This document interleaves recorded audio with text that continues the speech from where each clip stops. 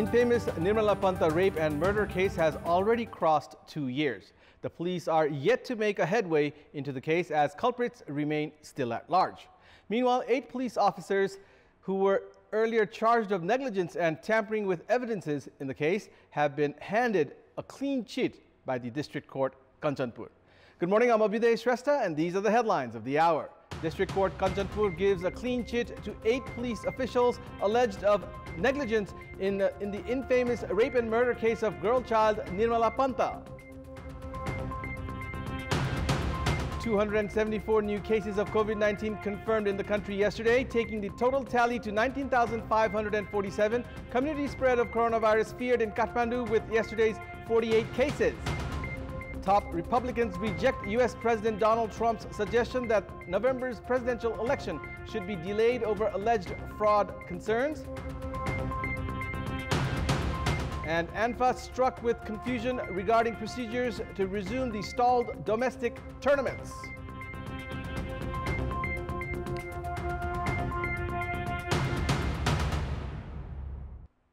Two years since the gruesome rape and murder case of 13-year-old girl child Nirmala Panta, the police are yet to nab the culprits. Meanwhile, in a new development in the case yesterday, the District Court Kantipur gave a clean sheet to the 8 police officials who were involved in the investigation and were charged of negligence and tampering with evidences. We have more in this report.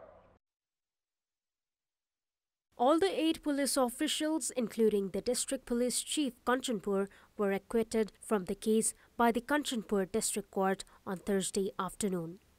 These officials were involved in investigating the case that had caught the eyes of the entire country. However, these police officials found themselves dragged to the court as they were charged of negligence and tampering with evidences. They were also alleged of inflicting torture upon Dilip Singh Bister, who was presented as the main culprit following 25 days of investigation. Meanwhile, after almost 2 years of hearing in the case, the then District Police Chief of Kantipur, SP Diliraj Bister, DSP Gyan Bahadur Sethi, Inspectors Ekindra Bahadur Khadka and Jagdish Prasad Bhatta have been relieved of all the allegations. Likewise, Sub-Inspectors Ram Singh Dhami and Har Singh Dhami and Constable Chandini Saud have also been acquitted by the court. In the wake of the incident, SP Bister and Inspector Bhatta were sacked from their service while the 6 others were suspended. Central Investigation Bureau DSP Angur GC, who was charged of torture, was also acquitted. The alleged culprit, Dilip Bister, meanwhile, was later released from the police custody as his DNA sample could not match the samples taken from the incident site. The death toll in Calicut due to rain-induced disasters has reached 14. Ganga Bahadur Bura, along with 7 other members of his family, died in the landslide that occurred in Malkot Baga, Ward number 7 of Naraharinath Rural Municipality. Likewise, 2 individuals in Ward number 4 died after being buried under landslide debris. In Ramrikot Bara of Mahabai Rural Municipality, 2 children were killed after a house caved in. Likewise, 2 other local residents were killed in rain-induced disasters in Sanni Tribeni Rural Municipality.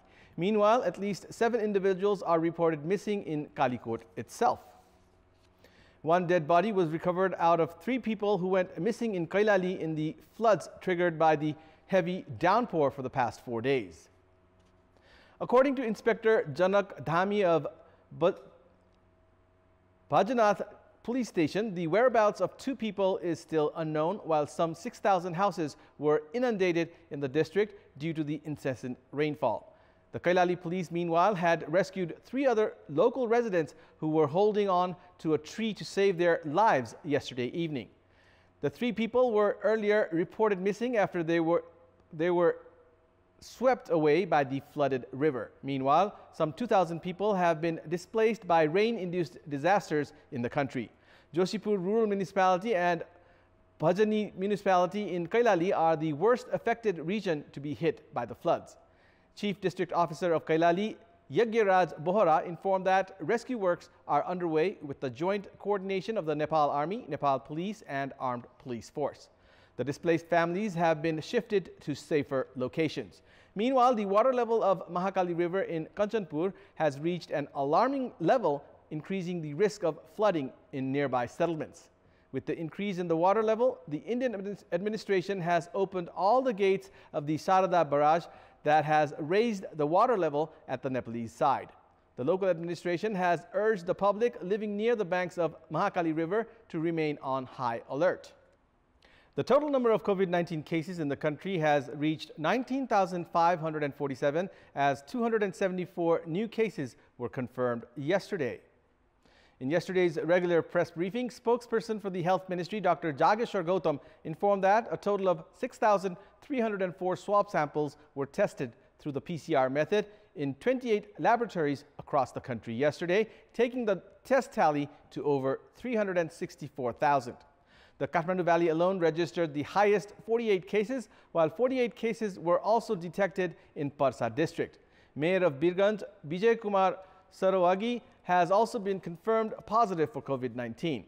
Meanwhile, the Health Ministry informed that 227 individuals were discharged yesterday, taking the total recoveries to 14,248. With this, Nepal's recovery rate stands at 72.97%. According to the ministry, there are 5,227 active cases in the country, while 13,200 people are in different quarantine facilities throughout the country. Meanwhile, the number of coronavirus cases in the Kathmandu Valley has witnessed an ominous increase in recent days as people from outer districts have started returning to the capital. With the surge of over 100 cases in just 3 days, experts have suspected of community spread of the virus in the capital. The Kathmandu Valley registered 48 new cases yesterday, which included 41 cases alone in Kathmandu, 5 in Bhaktapur and 2 in Lalitpur districts. Likewise, the highest single-day infection of 53 cases in the Kathmandu Valley were reported on Tuesday. A total of 547 cases have been confirmed in the valley as of latest updates, with 103 cases alone in the past 4 days, while 163 individuals have already registered full recovery.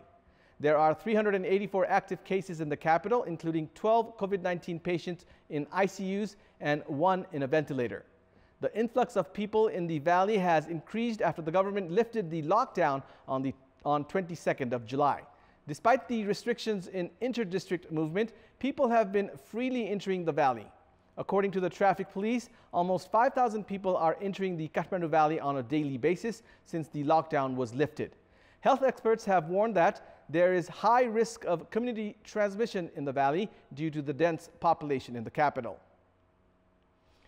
It has come to the light that the international non-government organizations, or NGOs, working in Nepal have mobilized over 100 billion rupees in the last 5 years without mandatory approval from Social Welfare Council. We have more in this report. American Jewish World Service mobilized 3.37 billion rupees fund for the program related to empowerment of women with disabilities in the post-earthquake rehabilitation in the fiscal year 2017-18. This is only one among many cases of financial embezzlement committed by the NGOs working in Nepal.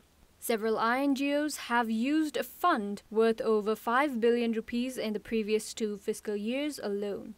According to the annual report of the Financial Controller General Office, additional 101.84 billion rupees was deposited in the bank accounts of the NGOs, while another 95.13 billion rupees, exceeding the actual figure approved by the Social Welfare Council, was also recovered. The government, meanwhile, seems hesitant in taking actions against such organizations which are spending funds on their own despite the directive from the Financial Controller General Office. Ministry of Women, Children and Senior Citizens is evading the issue, citing lack of relevant acts among other excuses. NGOs, meanwhile, are ignoring the obligatory procedures while mobilizing funds in Nepal, including obtaining prior approval from the Social Welfare Council. They are also found to flout the ruling to include themselves in the Fund Management Information System under the Finance Ministry. At the same time, it has been revealed that NGOs are not carrying out annual auditing and submit a report to the government.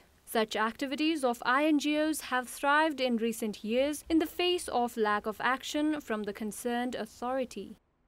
In our Public Voice segment, we had asked the residents of Dangari who are responsible for the floods that annually occur due to the encroachment of the river banks. Let's take a look at what they had to say.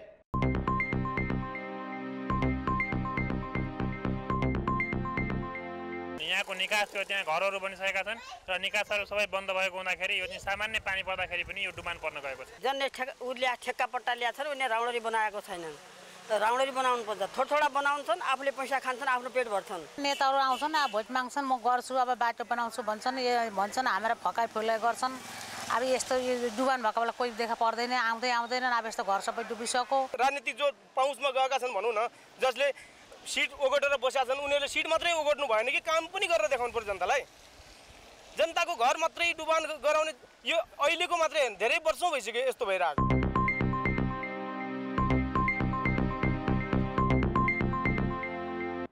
It's time now for our segment Public Pulse, where you text us with your opinion. Public Pulse. And here's the question. Why has action not been taken against NGOs found to be mobilizing fund by evading state mechanism? Your options are A, useless mechanism, B, donor influence, and C, result of nexus. The voting is on. Type in EWS, select your option A, B, or C, and send it to 34001 to share your opinion with us. And it's time now for the sports news.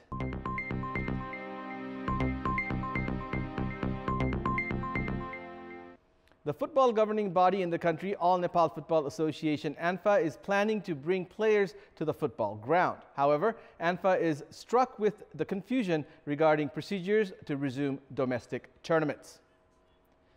Sporting activities around the world are slowly returning to normalcy. ANFA has also geared up to resume football activities in the country with the lifting of the lockdown on 22nd of July. 34 matches of B Division that were stalled in early March this year, 17 tournaments from outside the capital, the national men and women leagues are yet to be completed. ANFA has received the go-ahead for hosting international matches, but confusion prevails in terms of domestic tournaments. And that's all for the moment. Keep watching Kantipur Television HD for more news and entertainment. Thank you for watching. Have a good day.